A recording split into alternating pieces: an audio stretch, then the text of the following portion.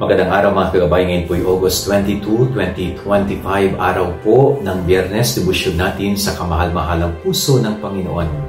Ipinapaalala ng Panginoon sa atin sa Ebanghelyo ang mahalagang utos. Una ay ang pagmamahal sa Diyos, pangalawa ang pagmamahal sa kapwa. Never na mapaghihiwalay po ang dalawa na ito. Kung papaano natin minamahal ang Diyos, siya rin dapat ang pagmamahal natin sa kapwa. Hindi natin pwedeng sabihin mahal natin ang Diyos, pero ipinagwawalang bahala natin ang kapwa. Hindi po. Ang pagpapakita ng totoong pag-ibig sa Diyos ay kung papaano mo iniibig ang iyong kapwa-tao. At alam ng Diyos kung paano mo ituring ang iyong kapwa.